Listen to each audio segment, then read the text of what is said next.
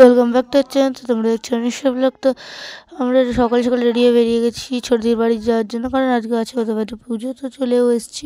তো এখন আমরা যাচ্ছি জল আনতে, পুজোর জন্য যে জল আনতে যাবো ও কিছু। তো ঠাকুরের আমি কিছু ছবি দিয়ে দিচ্ছি, কারণ ঠাকুরের যে সময় পুজো হচ্ছিলো সেই সময় আমার শরীর খুব খারাপ লাগছিলো, তাই আমি শুয়ে পড়েছিলাম। তো সেই জন্য আর কোনো ক্লিপ নেওয়া হয়নি, আমি তোমাদের ছবি দিয়ে দেবো। তো এখন জল নেওয়ার পর্ব প্রায় হয়ে এসছে, আর আমার গলাটা এতটাই খারাপ তাই তোমাদের ভিডিওতে এরকম লাগে। তো তার জন্য